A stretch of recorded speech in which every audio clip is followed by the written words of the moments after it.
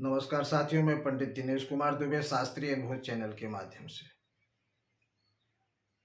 साथियों, आप सभी जानते हैं कि गुरु का स्थान भगवान से भी ऊंचा होता है। गुरु समर्थ है। आज इसी पर मैं आपको एक छोटी सी कहानी सुनाऊंगा। बहुत पुरानी बात है। समर्थ गुरु रामदास का नाम तो आप लोगों ने सुना होगा। एक बार उनके एक शिष्य ने भिक्षाटन के लिए गांव की ओर प्रस्थान किया और गांव में भिक्षा मांगते हुए समर्थ गुरु रामदास का जयकारा लगाता और भिक्षाम दे। समर्थ गुरु रामदास उस समय के जाने माने महापुरुषों में से एक थे। करीब करीब सभी जानते थे कि बहुत बड़े महात्मा है, बहुत अच्छे महात्मा है, एक अच्छे महापुरुष हैं। लोग कुछ भिक्षा देते थे, कुछ और उन्हीं से जो है उनका कार्यक्रम चलता रहता था। एक जगह रहते नहीं थे, अपना घूमते फिरते भिक्षाटन करते, आनंद लेते थे अपने शिष्यों के साथ। शिष्य एक दरवाजे से दूसरे दरवाजे की ओर जो है जयकारा लगा रहा था। संयोग से उसने एक तांत्रिक के दरवाजे समर्थ गुरु रामदास की जयकारा लगा दिया और उस अंदर बैठा तांत्रिक झंझना गया। बड़ी बड़ी दाढ़ी मूछे लिए बाहर निकला तो बोलता है, कौन है समर्थ गुरु रामदास? शिष्य ने कहा, हमारे गुरु हैं, सर्वसमर्थ हैं।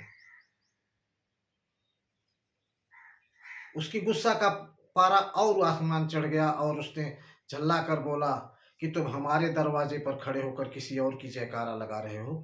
मैं तुमको श्राप देता हूं, जाओ आज की रात तुम्हारी मृत्यु हो जाएगी। तुम कल का सूर्य नहीं देख सकते।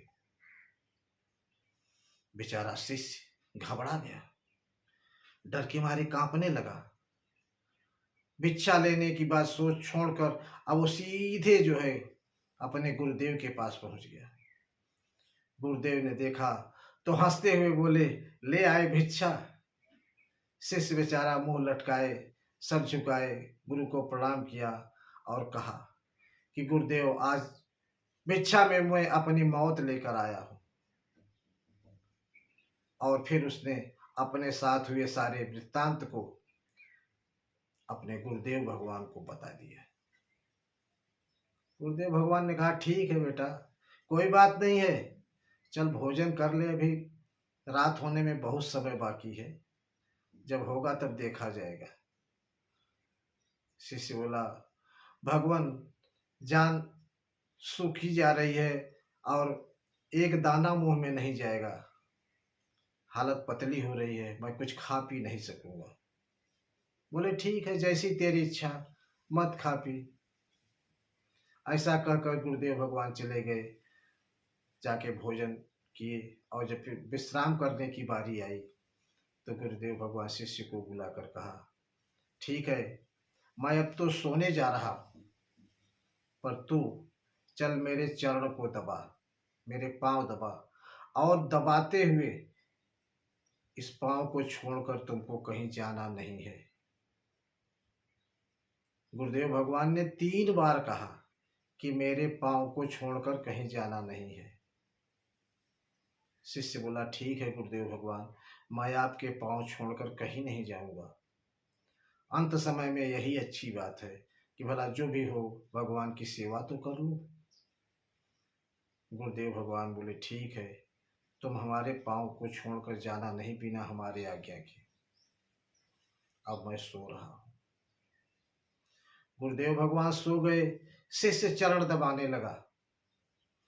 रात का जब एक पहर बीत गया तो एक देवी प्रकट हुई। हाथ में सोने चांदी का थाल लिए, उसमें हीरे मोती जवाहरात भरे हुए थे। वो देवी ऐसे नहीं प्रकट हुई, उस तांत्रिक ने भेजा था। वो जो तांत्रिक था वो दुष्ट प्रवृत्ति का था, अब उसने बोल दिया था तो उसको उस चीज को करना भी था। वो उस देवी को, उस शिष्य को मारने के लिए भेजा था। जब वो देवी प्रकट हुई तो शिष्य से कहा कि बेटा आ जाओ, मैं तुम्हारे लिए सोनी चांदी की थाल लेकर आई हूं और इसे लेके जाओ।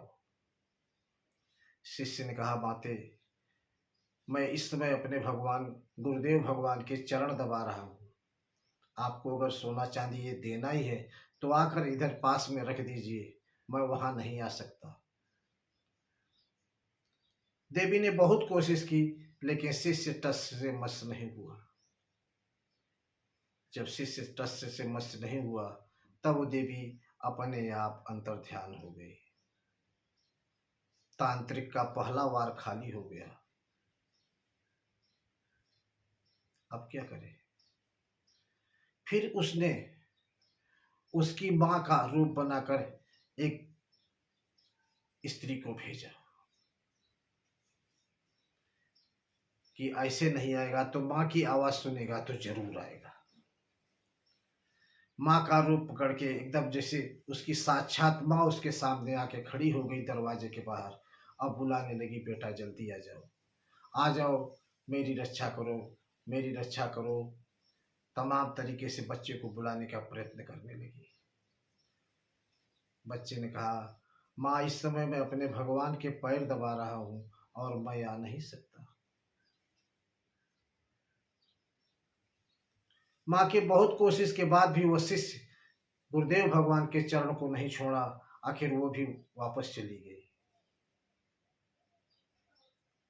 इस तरीके से तांत्रिक ने 3 तरीके के नए नए हथकंडे अपनाए उस शिष्य को, लेकिन उसके भेजे हुए जितने भी दूत थे गुरुदेव भगवान के चरण तक नहीं जाने की हिम्मत नहीं थी किसी में भी।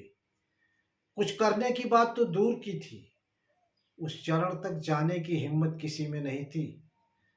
और वो तांत्रिक अपनी जिद पर अड़ा था और यहाँ उसके भेजे हुए जितने भी कारिंदे थे सब डर के मारे बाहर ही खड़े रहते थे। होते होते सवेरा हो गया, चिड़िया चहकने लगी और धीरे धीरे सूर्य की लालिमा आकाश में आ गई। उस तांत्रिक के सारे हथकंडे फेल हो गए। फिर गुरुदेव भगवान की नींद टूटी और उठ के बैठे। बोले, बेटा तुम तो अभी जिंदा हो, तुम तो बोल रहे थे कि रात में कुछ खत्म हो जाऊंगा। फिर शिष्य गुरुदेव भगवान की चरणों में पड़ गया। गुरुदेव भगवान ने उसे अभय प्रदान किया। तो साथियों, संसार में गुरु से बढ़कर कोई नहीं, और सदगुरु मिल जाए तो कहना ही क्या। ये रही आज की कहानी। आपको कैसी लगी कमेंट करके जरूर बताइए। धन्यवाद साथियों।